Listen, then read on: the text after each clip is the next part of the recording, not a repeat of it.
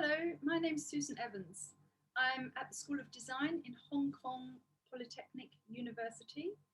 In this presentation, I'm going to reflect on 10 years of urban farming, 2010 to 2020. And I'm going to argue that this is a catalyst for a new way of living. This intervention was started with the intention to explore and experiment with ways of transforming our cities to support the well-being of people and their natural environments on which we depend. At the time of collaboratively building the first urban farms in Shanghai, we connected and raised awareness of an alternative ecosystem of living to the normative ways of being in Shanghai's intensely built environment. We explored ways to engage with and transform our cities into livable, connected cities through the practice of urban farming. In this way, people are connected with the food we eat, a diversity of people and know-hows, and serves as a way to strengthen communities of peoples for their well-being. The study took place in Shanghai. This is a city of some 26+ million people, a place where nature is generally hands-off, where beautiful gardens allow for tranquility and are aesthetic to experience by being and observing. The observer is asked to remain on a cement or a stone path with signs to indicate that moving off the path is not allowed. Conversely, this study explores a hands-on approach to understanding better our relationship with our natural environment. I will reflect on what we did, what we learned, and what we might do. As a quick look at the context, I think this is important, although I expect many of us are well aware of this, but it is important that we remind ourselves of why such interventions are of increased urgency. These are NASA charts from 1958 to 2017, where the blue of 1958 represents cold and the more yellow and red, as is indicated in 2017, is a move towards heating of the Earth's atmosphere. Here I only present two charts. I think it presents quite brutally the change in temperature over this time, where most of this has happened in the very recent past. The key points to make: we wish to live well and for our own well-being. To do this is the question, or how to do this. It means that we need to reconnect with our behaviours and what we do, how we do it, and be conscious of the consequences. I will argue urban farming as part of a new way of living, and much more than an installation for marketing and aesthetic purposes.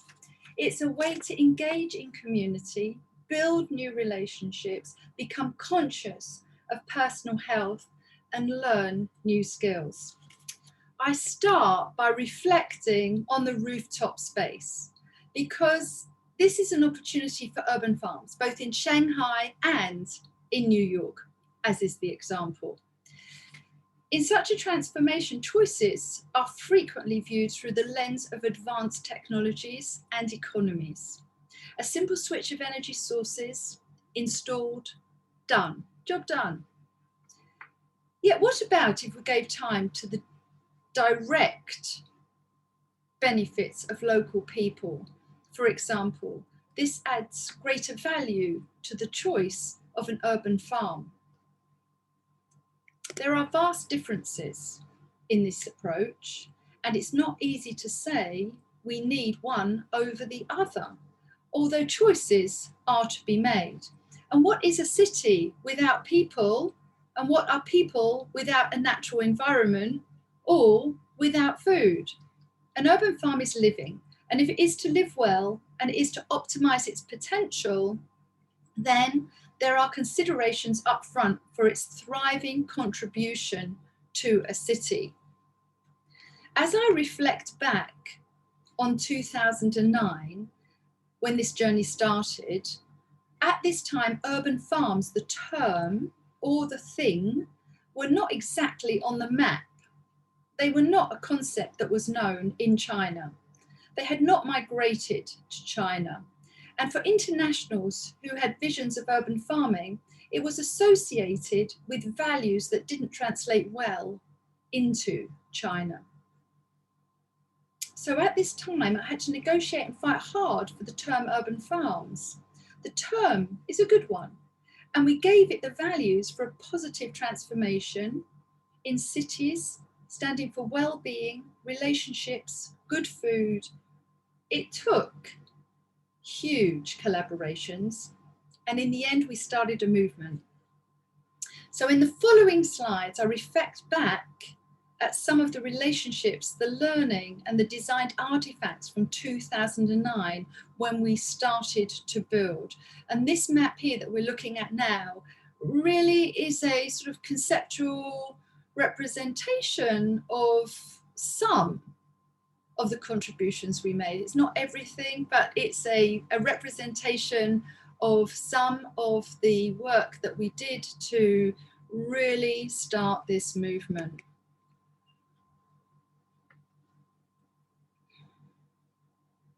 In the following slides then, we start with 2009.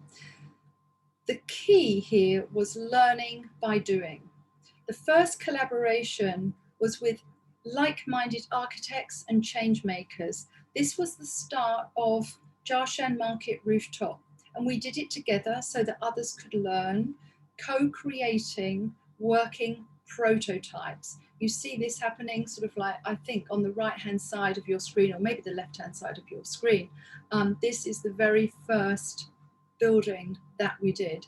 Following that, there were many other installations, and we made this accessible to local people. We experimented with installations which received wide press coverage, including its educational values. For every relationship, we need to design for new ecosystems with new artifacts, learning materials to build knowledge for new ways of doing. For examples, in schools, designing these relationships between an urban farm for education requires curriculum for each school year that fits within the syllabus. It requires school leadership, staff and maintenance to take agency. It's a large project that requires time, working programs and commitment. To bring the urban farm to life in a way that fits new values and draws from the contextual resources, aiming for circular biological systems, local renewable raw materials led to further experimentation. These projects are collaborative among local people and including local experts in agriculture, architecture, design, non-government organisations, plus many others. Local leaders and non-government organisations helped to organise for local businesses and university students to get involved and support the projects. Although in this example, it is really the local people who have agency of this project. There is a fine line in organising such projects, as has been widely documented. Collaboration with community projects, such as the ones on Chongming Island, including festivals and other events, evoked co-creation and local involvement. Participation also took place in large-scale Shanghai exhibitions and catalyst events such as the Eco-Design Fair and Shanghai farmers markets, where local foods were created and experienced. Foods were brought to local people. Farmers came to the local people. This was a new phenomenon in Shanghai. Part of the culture is also mobility. We link this with the urban farm. The values are shared. When living in a city centre, riding a bike can help increase psychological and physical well-being, as well as reduce pollution. So we also aimed to document our work. This led us to the monumental moment of like COP21. We shared the vision and we shared our learning. We were at the scientific conference. Nevertheless, this was hugely a turning year. And since then, of course, It's been like trying to traipse across the Himalayas without a backpack. Local media. Locally, regionally, and even nationally we were included in wide-ranging media. This helped to communicate the presence and aims of urban farming and to invite people to participate, which is hugely important and part of the goals. So what did we learn? The experience of being part of an urban farm community can impact consciousness of the way we live, our food systems, and relieve the stress of our built environments. People are curious and committed to grow food and doing it in a way that is good for the community, a way to care and share produce with others through relationships with many organisations. The location of an urban farm in a building where the owners and managers share the values is also of great importance. Produce can be shared with the building cafe, for example. New products can be created, food waste can be collected and locally turned into compost for further planting. The system is closed loop with a multitude of benefits beyond and within the building. It provides a hands-on way to learn, stimulates curiosity and a desire to participate in shared food, community and city experiences.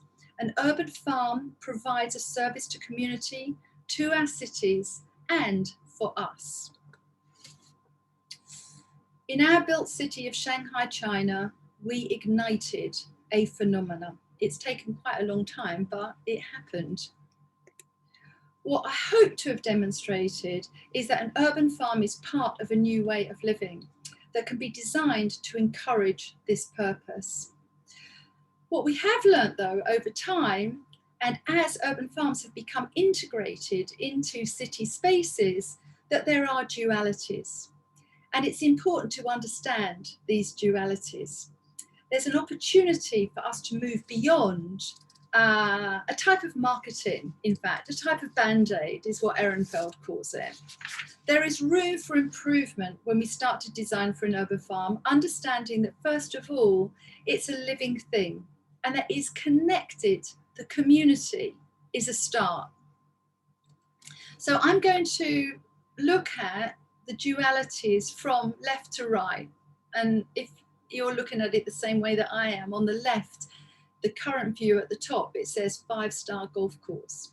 So the requirement here is to provide an opportunity to build relationships and for various types of learning, doing and building knowledge, a space for experimentation and for things to get dirty. By looking at the dualities, key for moving forward is design with a mindset that plans for more of a makerspace than a 5-star golf course. It's multi-purpose space and it gets messy. It's hands-on with full body movement and task immersion with tools. It is very dirty, in fact. Rather than an exhibit, it's open to the natural environment and it's unpredictable. There is a natural ecosystem, this is the beauty of it, which needs to be nurtured and worked with. Each farm is unique. There is a context, a culture. There are values and needs of the people that live within the community that can come to the space, that can participate, that can take it beyond the building. It provides a food source and operates within a localized regenerative system. It depends on agency that has passion for new values. I think this part is often forgotten and it's not planned for. Otherwise, it's harnessed to an exhibit.